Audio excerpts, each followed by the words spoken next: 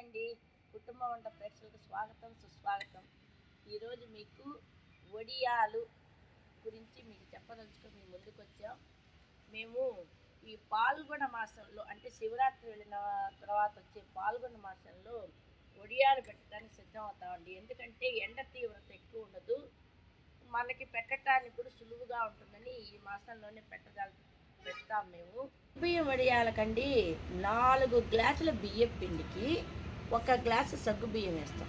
1 glass బియ్యం పిండి కొలత పెట్టుకొని 7 గ్లాసుల నీళ్లు ఉడకబెట్టేసి బాగా కొద్దిగా కలర్ మారిన తర్వాత బియ్యం పిండి తెల్లగా కాకుండా ఒక బ్రౌనిష్ కలర్ రాగానే మేము దాన్ని ఆపేసి మిగతా మసాలాలు ఉడికేటప్పుడు పచ్చిమిరపకాయల మసాలా వేయకూడదండి. ఎందుకంటే వడియాలు ఎర్రగా కాలుతాయి. అందుకని దించేసిన తర్వాత మేము మసాలాలు యాడ్ చేస్తాం.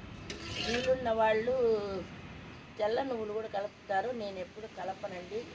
దీంట్లో పేస్టు అంటే పచ్చిమిరపకాయల పేస్టు, ఇంగువ, జీలకర్ర వేసి కలిపేసేసి వడియాలు పెట్టేస్తామండి.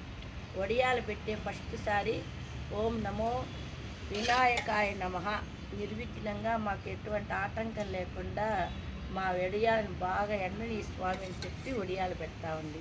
మీరందరూ కూడా ఈ వీడియోని తీసి లైక్ కొట్టి గంట బెల్లు కొట్టండి.